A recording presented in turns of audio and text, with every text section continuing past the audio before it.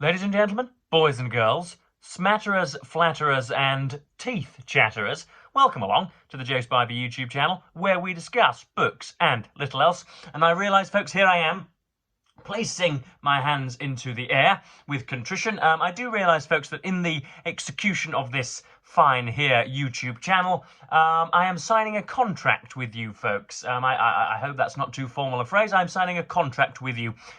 You are hoping that many of your frailties and foibles, many of your metaphysical difficulties, both major and minor, will be banished by a weekly or thrice weekly occurrance by Joseph Edward Spivey. And unfortunately, I haven't quite been keeping to those promises. I've been reneging on them, if you will. But that is going to stop sooner or later, and I'm going to get back to slightly more regular posting. In other news, it is not going to get beyond 4 degrees Celsius here in the United Kingdom today. Again, feel free to reinterpret that into your own usage, whether you use Fahrenheit or beads, however it is that you measure temperature. And that means that there is the possibility, the realistic possibility of a snow flurry visiting Kingston upon Hull. I think at about beyond 6 or 7 p.m. this evening, 1800 hours northwards, and we will be hopefully visited by the white stuff. Wouldn't that be nice, folks? So you can see here from my outer garment, it's very, very thick. I've got my loyal subject here providing heat, and yeah, all is a little chilly, believe it or not, today. But I am coming to you on a Monday, which of course comes after a Sunday, which was a Sunday that I spent in an unashamedly middle-class fashion. I am, believe it or not, a scion of working-class origins, folks, a working-class nuclear family until the age of about 15. And but occasionally, now that my granny and granddad have retired, they like to throw their wads at the community. And believe it or not, yeah, we went to Beverley yesterday, which of course was the seat where the prolific Victorian writer Anthony Trollope sought high public office, unsuccessfully sought high public office. But we went to a supermarket who shall not be named on this channel, unless of course they would like to shower me with some money, in which case I will happily advertise their products, their multifarious products. But we went to a supermarket, and all sorts of Christmas comestibles were up for grabs, folks. Believe it or not, we are 6 weeks out from the erroneous day, but nevertheless, things are ramping up, and Christmas has come and settled its rear onto our faces once again. In a what should we say, a flight of eccentricity, I for some reason bought camembert cheese. Now, I have tried camembert cheese many times in the past, particularly at university when gambolling with some of my more upper middle class friends, and I enjoyed it. And so I thought, you know, Billy Big Bollocks, as we say, I purchased some for myself, not knowing, of course, that it has the chemical half-life of plutonium and stinks as if a dozen sickly toddlers had each descended on our car boot and all spewed into the cabinets and things. So it absolutely stank, and the local community have since had to erect some sort of Chernobyl-esque dome over our household. Such was the irrepressible stench of my camembert, and I didn't even enjoy it that much either. So that was one reason why I wasn't recording yesterday, because I was out busying amongst the soon to be the soon to be dead, as it were, the elderly. But yeah, I do have 2 books to look through today. You will have noticed I've already had 2 attempts at creating this video, folks. Quite why that is, I'm just not sure. I can usually be relied upon to just click the record button, and all of a sudden a great heft of literary zeal will pour from me, and yet that's just not possible today. So, oh, there is an old lady leaving her front door, or oldish lady. I should imagine that the walkway leading from the door isn't ever so icy, but I should imagine that the number of hip smashes have quintupled over the last 24 hours. Such are the conditions here. But she's yeah, she's doing well. Okay, let us get on. I have since read. Since I last saw you, I have read Point to Point Navigation, which is a memoir by Gore Vidal, and this is unapologetically awful. I believe this is probably one of the last books that Vidal ever wrote. This came out in, I think, 2006, and he was to perish a few years later. And yeah, I had heard good things about his previous memoir, Palimpsest, which, again, for those of you playing Joe Spivey Verbal Bingo, Palimpsest is an ancient document which has been subject to very many emendations over time. But this is, yeah, Gore Vidal's point-to-point navigation. And not very often on this channel, but or even in my reading life, but occasionally I do come across this temerity on behalf of authors, authorial temerity, if you will. People who take readership for granted and take hundreds of thousands of eyeballs on their work for granted. Gore Vidal at this point was the sort of, what should we say, the moneyed and indeed sort of much imitated Teutonic son of American letters. And he is, I think, by most authoritative sources, is regarded as probably the uppermost or chief American writer of his generation, meaning mid to late 20th century stuff. And yeah, this is a bit of a regurgitation of his life. He acknowledges palimpsest and warns us that this will mainly be preoccupied with the latter half of his life, but it was inchoate and self-indulgent and really smarmy and slightly didactic and really sort of embarrassingly irreverent for a person of, what will he be here? Will he be north of 80? Quite possibly. Somebody whose age is larger than 80. It's very strange for him still to be shaking the tree and for him still to be, cussing at thunder or whatever. Old people ought to just sort of reside quietly in their armchairs and be avuncular to their grandchildren, should they not. So yeah, not something I enjoyed. There was no strong through line, and it was very, very episodic. And you sense that Vidal really was just sat with his feet up at his chair.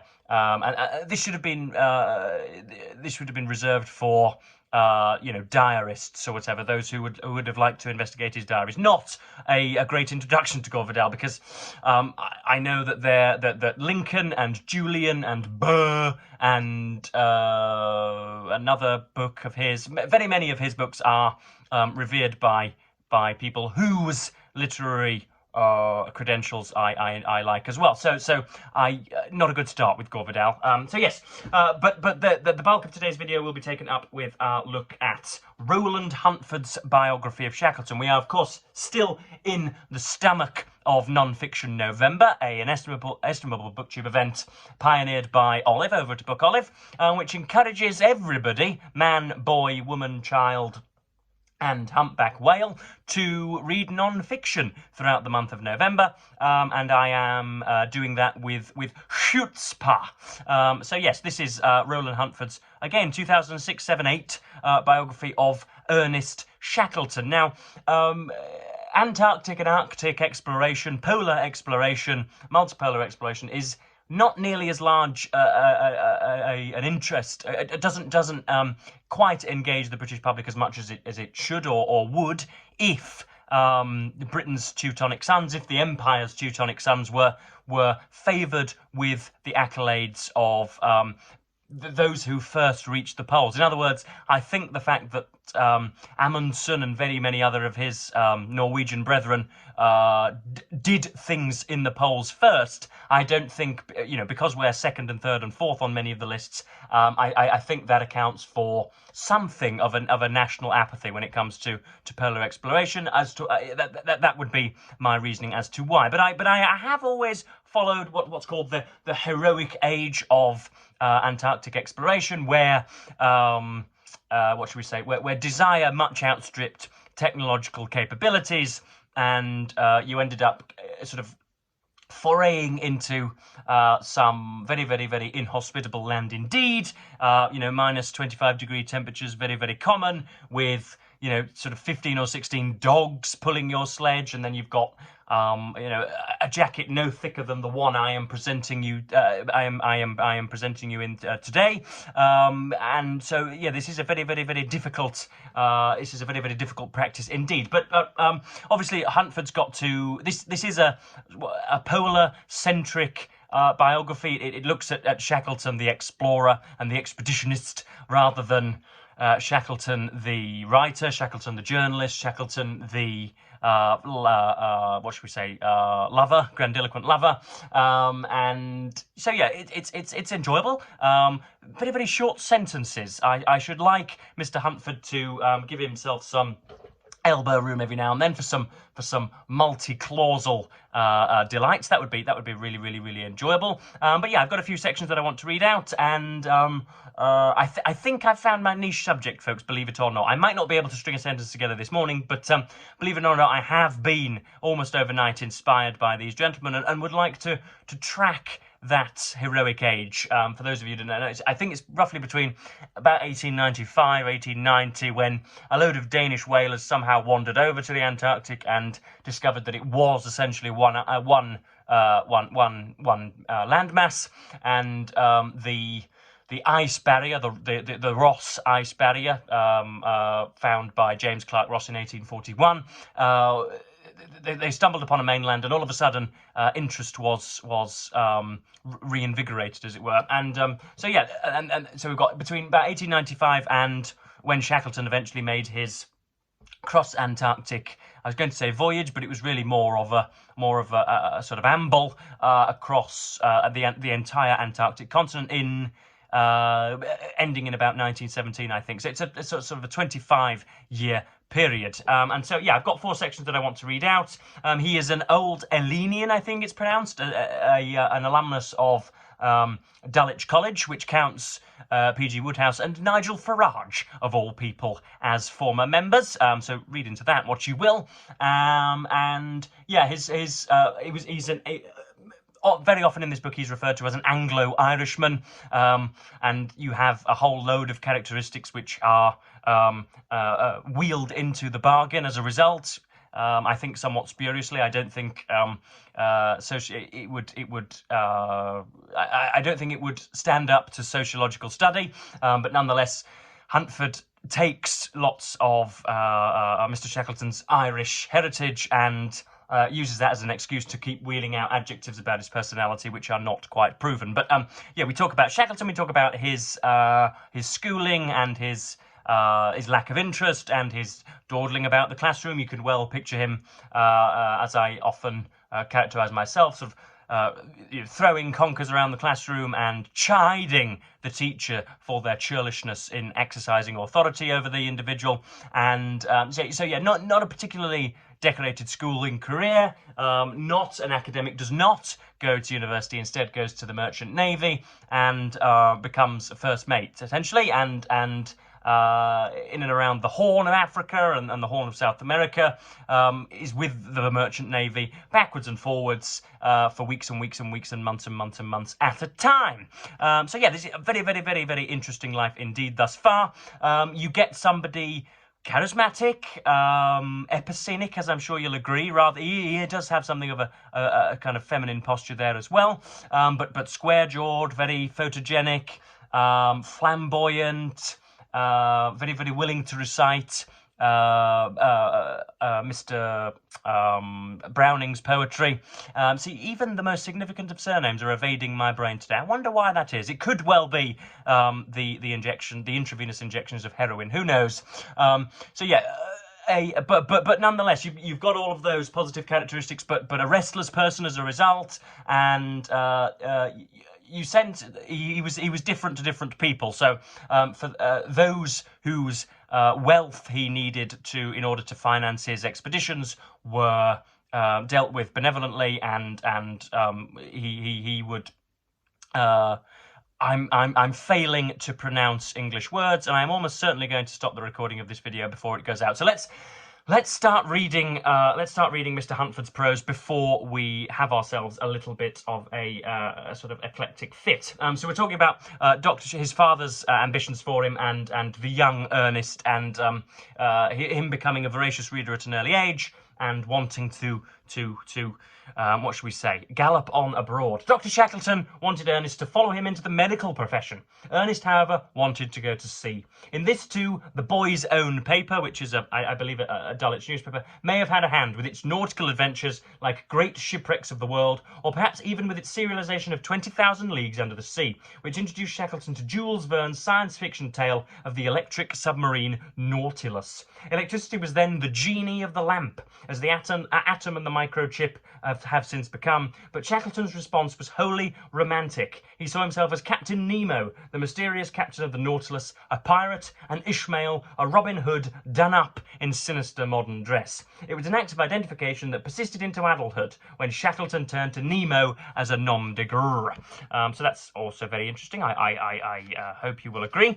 Next up we have the meeting of Shackleton and Robert Falcon Scott, I believe is his name, is it? And the the Twin Peaks of English exploration, or shall we say British exploration of the period. Of course, you've got Amundsen and Borchgrevink and another gentleman by the name of Namas or something, Nasum, all from sort of Baltic Scandinavian countries up further north still.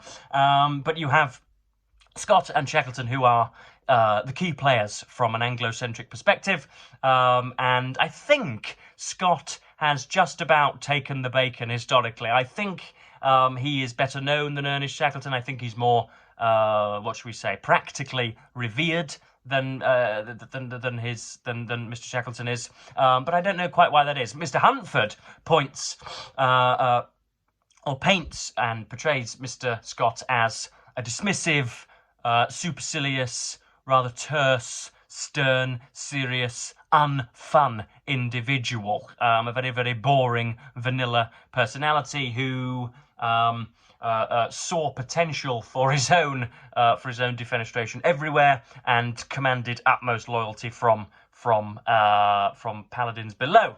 And so Scott does not get a favourable write-up in here as well. But when Shackleton and Scott come together on the Discovery in, I think, was it 1907, I believe they first go out there, or perhaps 1901, I don't know, I don't have the dates properly. My mind is awry, as I'm sure you can well tell, but I am going to plough on regardless, like our explorers in the White Warfare.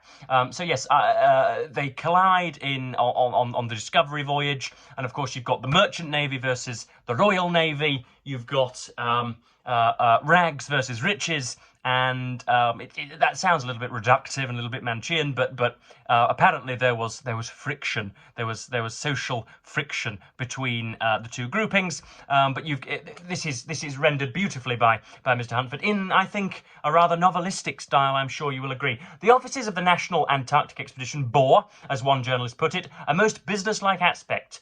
Skeleton sleighs are reared up in a corner, and on the floor are piles of sample skin suits to be worn amid the eternal ice and snow. This was the setting for Shackleton's first encounter face-to-face with Scott.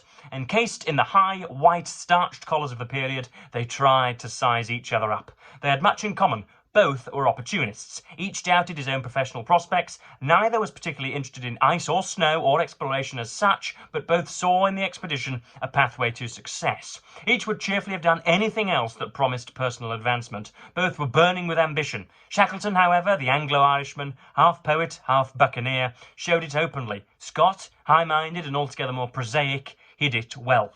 And that's pretty good, isn't it, as an introduction to two warring characters and factions.